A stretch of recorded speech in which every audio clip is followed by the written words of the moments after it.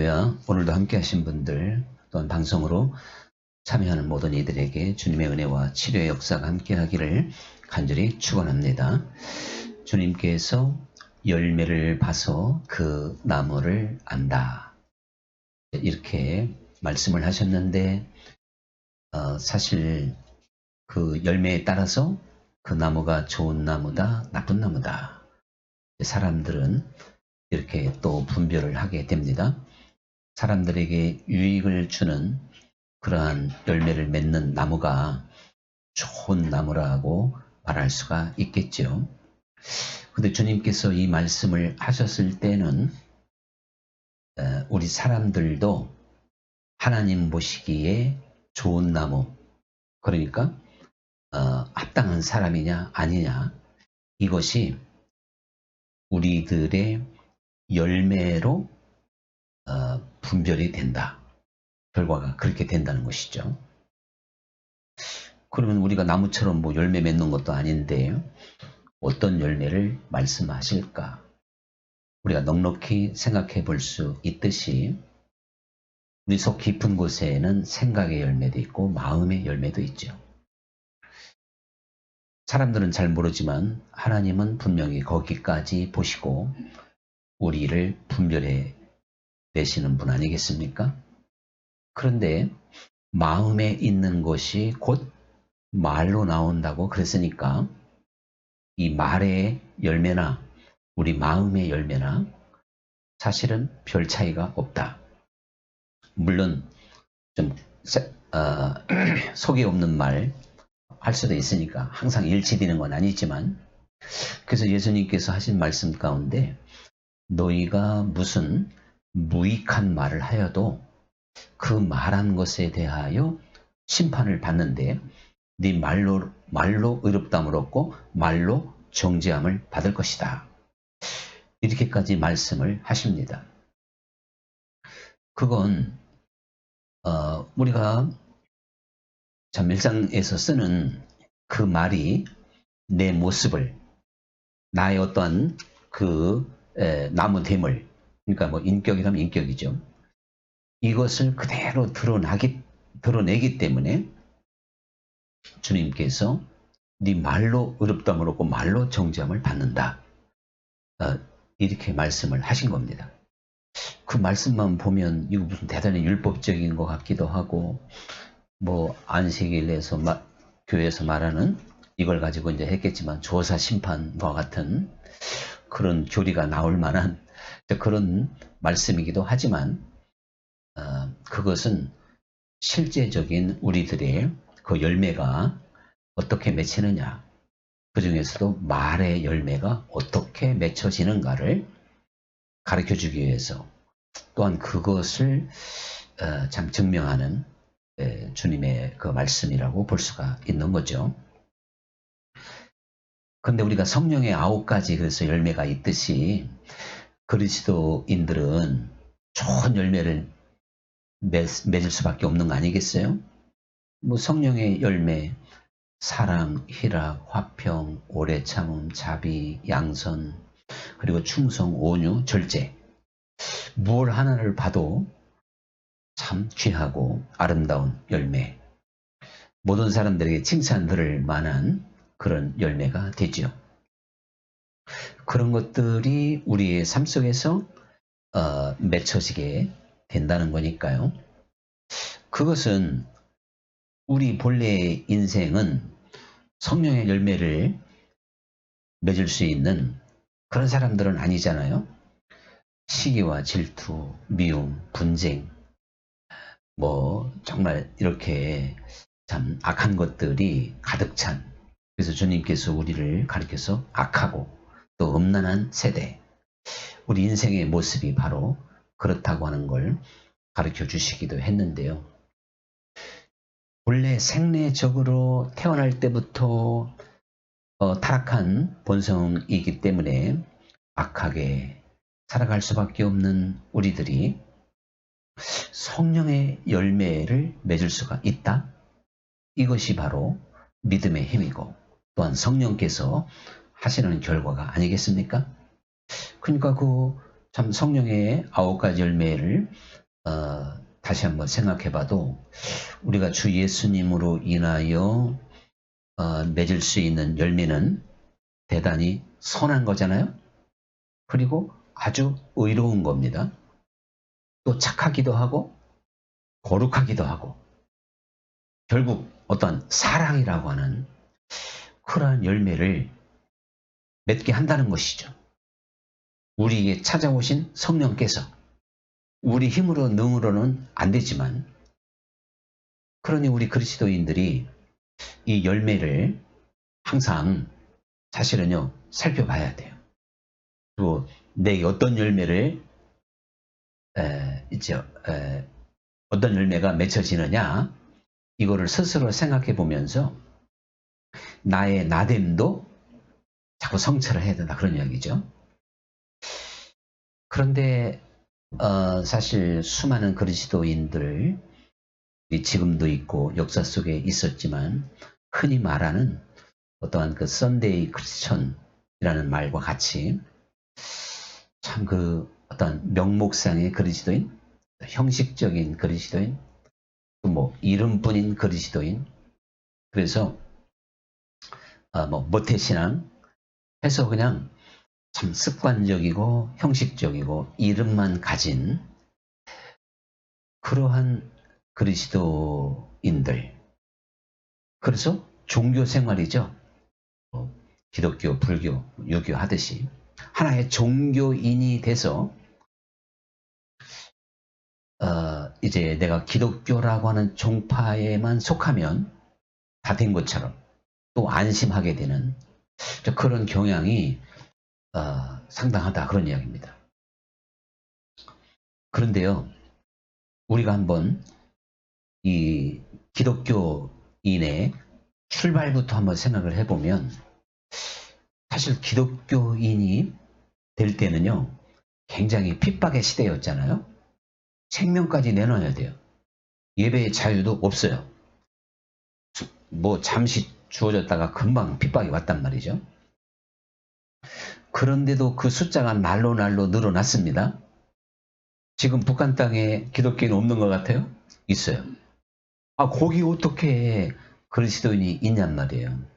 그런데 그 생겨난 과정을 쫙 살펴보면 참 그것도 참 하나님이 하시는 일이구나 하는 것을 우리가 깨닫게 됩니다.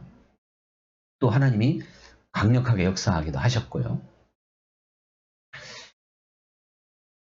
그래서 이 기독교의 시작과 함께 이 그리스도인이 된다고 하는 건 예수님께서 말씀하신 대로 자기를 부인하지 않고는 참 되기가 어려웠던 게 사실이에요.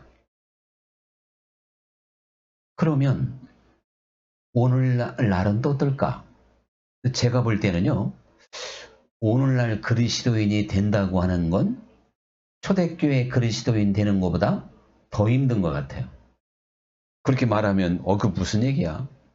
되긴 성경책도 내 마음대로 끼고 다니고 응? 내 마음대로 신앙생활을 하는데 뭐가 더 어렵냐. 근데 이 칼도 말이죠. 칼집에 있을 때가 무섭지 칼을 딱 뽑으면 안 무섭다는 말이 있잖아요. 그러니까 우리를 넘어뜨리는 세력이요. 핍박이라고 하는 그 형태로 딱 나타났을 때는 사실 신앙적으로는 그게 위험한 게 아닌 거예요. 근데 이게 좀 광명한 천사처럼 위장했을 때, 그 모습을 드러내지 않을 때, 즉 평화의 시대, 핍박이 없는 시대, 기독교의 타락은 이제 313년 기독교의 그 공인, 기독교가 로마의 정식 국교로 공인이 되는 그 순간부터 타락이 온 거예요. 그때까지는 참 핍박과 목숨을 내걸고 순수한, 정말 순수한 그러한 신앙이었거든요. 그런데 하나의 국교가 되다 보니까 이제 신앙의 자유는 주어졌고, 그리고 거기에 막 힘도 생겼는데 그 다음에 열매가 뭐냔 말이죠. 그건 타락이고 세속화, 이렇게 될 수밖에 없었던 걸 볼 수가 있잖아요. 그러니까요, 저는 종종 참 저 북한 동포들을 생각할 때마다 참 힘들고 어려운 그런 환경, 또 그 가운데에서도 신앙생활 하는 분들, 참 안타까울 때가 많지요. 그러다가도 종종 제가 제 아내한테, 야, 이거, 그런 가운데서도 하나님이 진정한 그리스도인을 만드는 걸 보니까 우리가 꼭 육신의 눈으로만 보고 우리가 안타까워할 건 아닌 것 같다. 차라리 어떤 사람에게는 그런 환경에서 신앙생활을 하는 것이 더 복될 수도 있겠다. 사실 복될 수가 많겠죠. 있겠다가 아니라. 우리는 그만큼요, 위험천만한 지금 세상에 살고 있어요. 오죽했으면 예수님이 인자가 이 땅에 올 때 세상에서 믿음을 보겠느냐. 그만큼 어떠한 문화와 과학과 엄청난 인류 문화의 그 발전은 우리의 신앙을 다 뺏어가고 타락시키고 참 세상 속으로 이렇게 깊이 잠들게 만드는, 이것이 바로 이 세상의 힘 아니겠습니까? 그러니 여전히 지금도 아무든지 나를 따라오려거든 자기를 부인하고 날마다 십자가를 지지 아니하면 결단코 따라올 수 없다 하는 말씀은 초대교회 시대만 필요한 게 아니고 어느 시대나, 어떻게 보면 지금이 더 절박하게 그 말씀에 귀를 기울여야 될 때다 라고 하는 걸 우리는 깨닫게 되는 겁니다. 그래서 바울이 일찍이 갈라디아서 5장 16절에서 그리스도 예수의 사람은 그 육체와 함께 정과 욕심을 십자가에 못 박았느니라. 이렇게 이야기를 했던 이유는 그만큼 육신을 가진 우리들이 하나님께서 원하시는 그 좋은 열매를 맺는 데 있어서 우리 육체, 그리고 우리의 정, 우리의 혈이죠. 그 다음에 우리의 욕심, 이런 것들이 얼마나 큰 장애물이 되고 열매를 맺지 못하게 만드는 근본적인 원인이 되는가 하는 것을 그가 오호라 나는 곤고한 자로다 이렇게까지 하는 깊은 탄식 속에서 이제 결론을 내린 말씀이라고 보게 되는 겁니다. 그러니까 우리는 참 좋은 열매, 하나님이 보시기에 합당한 열매를 맺어야 되는데 우리 주님께서는 그러한 열매를 맺게 하기 위하여 우리 육체에, 이제 모든 육체에 성령을 부어주신다고 그랬잖아요. 우리에게 성령을 보내주셨단 말이죠. 그러니까 성령을 통해서 우리는 주 예수님을 알게 되는 겁니다. 우리는 우리의 눈과 이성을 통해서 세상을 지금까지 다 배워왔지만 오직 하나님과 주 예수님을 증거하고 가르쳐주는 분은 성령님이잖아요. 성령께서 우리를 깨닫게 해주시고 또한 우리를 회개하게 만드시고, 이렇게 해서 성령께서 우리로 하여금 주 예수님을 알게 하는 것 아니겠어요? 성령이 아니고는 회개할 수가 있겠습니까? 그전에는 내가 나쁜 열매 맺었구나. 하나님 보시기에 합당치 못한 그런 열매들만 내 삶 속에 가득 찼구나. 그래서 회개라고 하는 건 이제는 그 나쁜 열매를 다 회개하고 다 떨어뜨려버리고 좋은 열매를 맺게 하는 게 회개잖아요. 이것을 성령께서 하신다 이겁니다. 그러므로 우리는요, 회개하고 주 예수님을 알기 시작하는 그 순간부터 달라지게 될 줄 믿습니다. 사람은 아는 것만큼 달라지는 거예요. 아는 것만큼. 예수님의 제자들이 예수님께 이렇게 부름을 받을 때요, 사실은 예수님에 대해서 거의 몰랐다고 할 수밖에 없어요. 단지 그 예수님에게 뭔가 힘이 있어요. 끄는 힘이. 우리가 그 빌라도 보고서라는 걸 제가 몇 번 말씀드렸듯이 빌라도가 예수님을 딱 봤을 때 그 소감, 그 예수님의 인품에 막 총독인데도 죄인에게 죄수의 신분으로 잡혀온 분에게 압도당하는 거예요. 그 인격에. 충분히 그럴 것 아니겠어요? 우리가 그 빌라도가 직접 고백한 내용이 그 문서가 발견이 된 겁니다. 1960년대. 그래서 이 기독교에 한번 떠들썩했죠. 그 문서가 발견되면서. 그런데 제자들도 마찬가지였어요. 예수님이 베드로야, 안드레야, 요하나 이렇게 부를 때요. 마태는 세관 앞에서 이제 세리로서 점심 먹고 잠깐 따뜻하게, 요즘에 겨울 날씨엔, 아니 하긴 이스라엘 겨울 별거 아니지. 그래서 이제 항상 이스라엘은 그 잠자는 시간이 있잖아요. 잠깐 쉬는 시간. 아주 그 뜨거운 열 피해서. 여기 잠깐 세관 앞에서 쉴 때 예수님을 만났는데 나를 따르라. 그랬는데 그 말을 거역을 못해요. 여러분이 누가 나의 제자로 삼기 위해서 나를 따라와서 내 제자가 되라 그러면 따라올 사람이 있습니까? 이 사람의 힘으로는 안 되겠죠? 그런데 그 예수님을 따랐던 12제자 한결같이 영성은 없었어요. 진짜 누구 아는 건 없었던 거예요. 예수님이. 그러나 단지 그 겉모습만 보고 참 한 시대의 아주 위대한 랍비처럼, 선지자처럼, 무슨 도인처럼 참 대단한 그 어떠한 그 카리스마를 사실 느꼈던 게 사실이에요.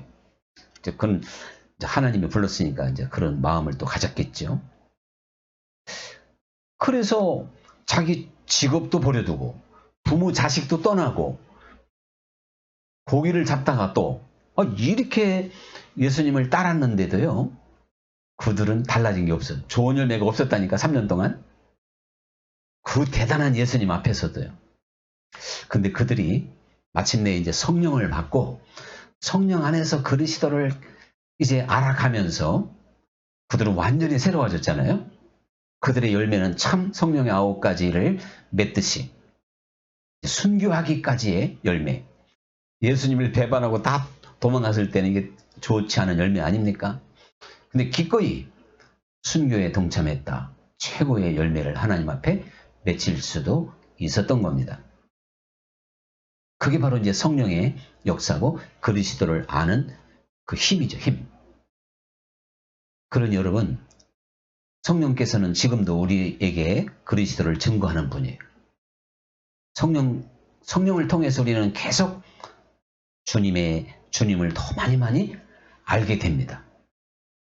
그 깊이를 우리가 계속 알아가는데요. 내가 예수님을 아는 것만큼 세상을 이기는 거고요. 내가 예수님을 아는 것만큼 이 세상에서 승리하는 삶을 사는 겁니다. 우리가 예수님을 아는 것만큼 순간순간 지혜로운 판단, 어떤 결정을 내릴 수도 있는 거예요. 우리 한번 마르다와 마리아의 그런 이야기를 생각해 보면 누구든지 마리아를 인정해 주죠? 예수님이 인정했으니까요. 그런데 지금 그 두 자매 또 나사로죠. 이제 세 남매가 사는 집에 예수님이 오셨어요.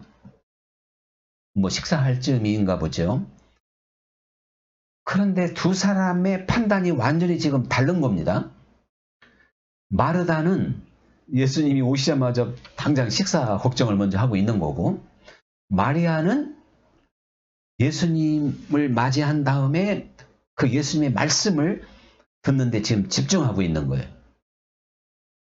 그런데 여기서 두 사람의 어떠한 그 지혜와 판단이 이제 보여지는 겁니다. 여기에서 예수님을 누가 더 잘 알았느냐가 딱 분별이 되는 거예요. 마리아가 아는 예수님과 마르다가 아는 예수님이 다른 겁니다.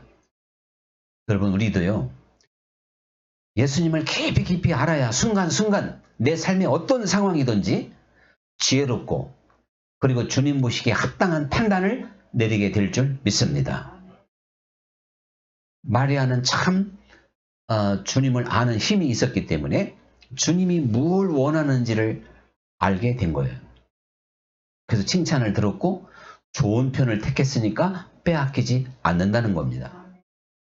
그리스도를 아는 지식, 그리스도를 아는 힘은 내 삶의 가장 좋은 선택과 방향을 제시해 줍니다. 어떻게 하면 하나님 뜻대로 살아볼까?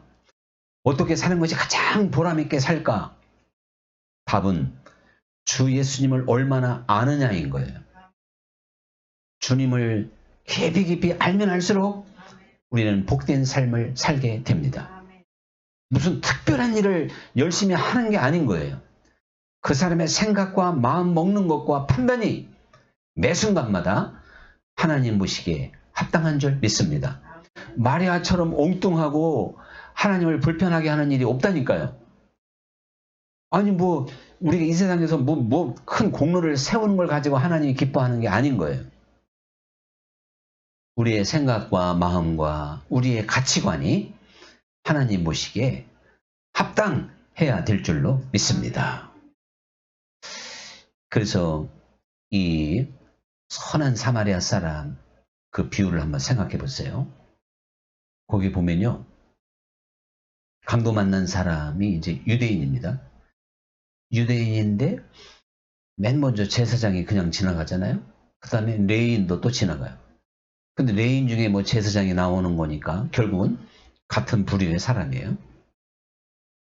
그 다음에 이 사마리아 사람, 이 사람은 이방인이에요. 그런데 이 지금 제사장과 레위인은요, 다 죽어가는 그 사람을 그냥 방치하고 그냥 외면하고 자기 길로 가게 됐습니다. 여기에서 우리는 한 사람의 그 열매를 그대로 볼 수가 있는 거예요. 이게 지금 제사장과 레위인들은요, 지금으로 말하면 종교 생활을 하고 있는 거예요. 종교 생활. 이게 썬데이 크리스찬이라니까요. 그냥 이름만 가진 그리스도인이라고 볼 수가 있어요. 그래서 그들은 어떠한 율법과 형식과 제사, 오늘날은 예배, 형식적으로 드리는 제사, 그것으로 만족할 수밖에 없는 신앙인들이었어요. 제사장과 레위인은요. 그러니까 하나님이 정말 무엇을 원하는가를 잘 알 수 없는 부류였던 겁니다. 이건 오늘날의 이야기가 돼요. 오늘날도요. 주 예수님을 잘 알지 못하면 나는 좀 빨리 제사 지내러 가야 돼. 그리고 이 레위인이나 피 묻은 걸 내가 만져서는 안 돼. 율법의 그 조항을 지켜야 되는 거예요. 그런데 주 예수님을 깊이 잘 알았다면 나하고 불편한 사람이 있지만 나를 아주 짐승처럼 무시하는 유대인, 이 사마리아 입장에서 유대인들은요, 유대인들이 사마리아인들을 사람 취급 안 했잖아요. 짐승처럼 여겼다니까요. 더러운. 우리나라로 말하면 무슨 환양료처럼 그렇게 여겼던 사람들이 유대인인데 그렇게 무시하고 자기를 모독했던 그 사람이 죽어가니까 자기 갈 길을 가지도 않고 그 사람을 적극적으로 살려내잖아요. 자기 응급처치하고 자기 말에 태워서 또 이제 여관방으로 데려가고 거기서 다 또 올 때 들렸다가 지켜보고 비용이 더 나왔으면 더 주겠다 그러고 이거 얼마나 완벽합니까? 이 사람의 시간이 남아서 그래요? 여행객이 시간 남는 사람이 어디 있어요? 자기 목적지에 빨리 가야 하잖아요. 그때 예수님이 누가 진정한 이웃이냐? 누가 그러니까 믿음의 사람이냐? 이렇게 이제 질문을 하고 그 이야기가 끝나게 되잖아요. 그러니까 이 사마리아 사람처럼 지금 죽어가는 사람을 향하여 적극적으로 그를 도와주었던 이것이 바로 믿음의 길인 것이고 주님께서 원하시는 주님의 모습이 거기에 담겨 있는 거죠. 그러니까 그것은 이 사람이 어떠한 그 말씀을 통해서 우리에게 보여주는 건 바로 우리도 주 예수님을 잘 알고 깊이 알면 이 선한 사마리아 사람처럼 하는 거예요. 내 삶을 그렇게 고칠 수가 있는 겁니다. 근데 주 예수님을 알지 못하면 바로 이 제사장이나 레위인처럼 그런 사람이 될 수밖에 없는 거죠. 예수님께서 마지막 날에 그랬잖아요. 너희는 내가 갇혔을 때, 내가 병들었을 때, 또 내가 배고플 때, 내가 나그네 됐을 때, 뭐 영접도 안 했고 먹을 거 주지도 안 했고 마실 거 주지도 않고 또 나를 아플 때 도와주지 않았다고 지금 그렇게 하고 있는 거예요. 그러니까 그 사람들이 한결같이 우리가 언제 그랬냐고 막 따지잖아요. 저는 이거를요, 오늘날 우리 그리스도인들에게 주는 메시지로 한번 바꿔봐야 된다고 봐. 오늘날 우리 그리스도인들이요, 주일날 되면 예배 드리고 또 교인으로서의 모든 의무를 다하고 어떠한 참 그리스도인이라고 하는 이름을 가지고 다 세상에 이제 알리면서 신앙생활을 했는데요. 그때 주님 우리가 언제 그랬어요? 언제 그랬어요? 이렇게 의아하고 따지게 될 수 있는 일이 벌어질 수도 있다는 사실이에요. 바로 지금 오늘날 그리스도인들에게 너희들 내가 배고플 때 주지 않고 목마를 때 마시지 않고 갇혔을 때 돌아보지 않았다. 이렇게 말한다면 누가 그걸 인정하겠어요? 예수님이 진짜 감옥에 있다면 나 찾아갔을 거고 예수님이 배고프다면 내가 한 끼 굶어서라도 대접했을 것 아니겠습니까? 진짜 그 예수님으로 보였다면. 그런데 주 예수님을 아는 그 깊이가 없으므로 누가 예수님이고 또한 예수님을 믿는 사람은 이 세상을 어떻게 살아야 되는지 이거를 알지 못하므로 주님이 원하시는 열매를 맺힐 수가 없었던 겁니다. 오르편 사람처럼 그렇게 칭찬 들을 수가 없었던 거예요. 결국 그리스도를 내가 아는 지식이 나로 하여금 돕기도 하고 희생하기도 하고 섬기기도 하고 사랑할 수 있는 사람으로 만든다 그런 이야기죠.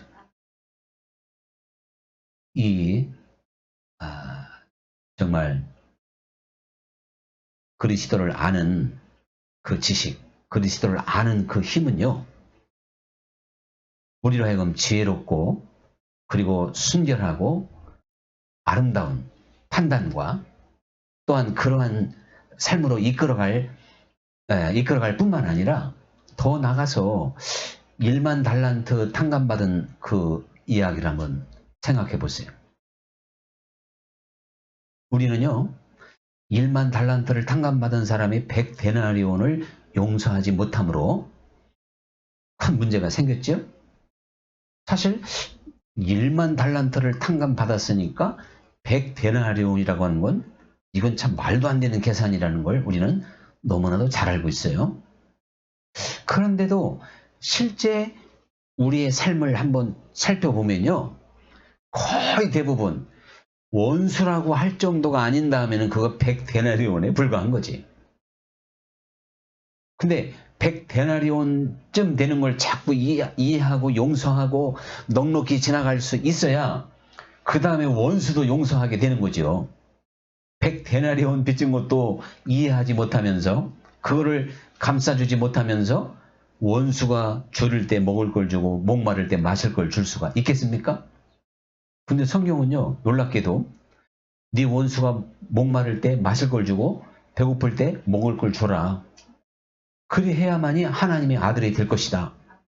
그게 그리스도를 아는 사람이라는 거예요.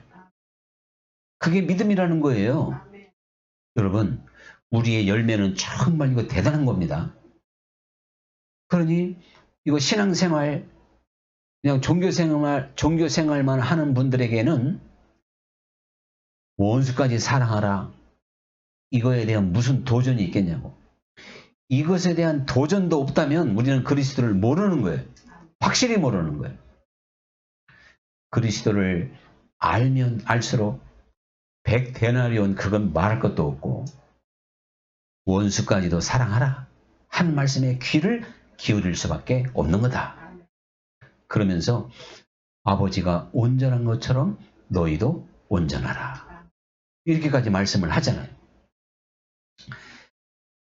우리가 잘 아는 부자 청년, 또 다른 복음서에는 관원으로 나옵니다. 또 한 부자, 이 공관복음 3복음서에 다 나와요. 요한복음 빼고는. 그런데 그 부자 청년에게 예수님께서 요구했던 게 참 엄청납니다. 대단하죠? 영생을 얻으려면 내가 뭘 해야 되죠? 그러니까 성경에는 어떻게 되어 있느냐 그러니까 부자 청년이 율법을 이런 걸 다 지키라고 했습니다. 예수님이 맞다. 그걸 지키면 네가 영생을 얻어. 이거는 예수님이 뭐 부자 청년에게 지금 잘못 상담하고 있는 거 아니에요? 율법으로 의롭다함을 얻는다는 얘기가 달라요. 의롭다함을 얻고 주 예수님을 아는 사람은요, 율법의 요구, 즉 말씀을 지키는 사람이 될 줄 믿습니다. 오늘날 주 예수님을 믿는 사람도 다 말씀을 지켜야 하잖아요. 나를 사랑하는 자가 나의 계명을 지킨다고 했으니까. 계명도 안 지키면서 예수님을 믿는다면 그 말이 안 된다니까요. 구체적으로 보면 살인을 하지 마라, 간음하지 마라, 네 부모를 공경하라 하였나이다. 그래, 네가 그거 해라. 그래야 네 영생을 얻는다. 그 당시나 지금이나 뭐가 달라요? 구약이나 신약이나 거기에는 뭐가 다르냔 말이에요. 신약이라고 해서 우리가 말씀을 안 지켜도 됩니까? 오히려 마음 속으로부터도 지켜야 하잖아요. 겉으로만 살인을 하지 않고 겉으로만 간음하지 않는다 그래가지고 안전한 게 아니라고 주님은 분명히 말씀을 하셨던 거 아닙니까? 그런데 이 부자 청년이 예수님의 대답을 듣고 의기양양하잖아요.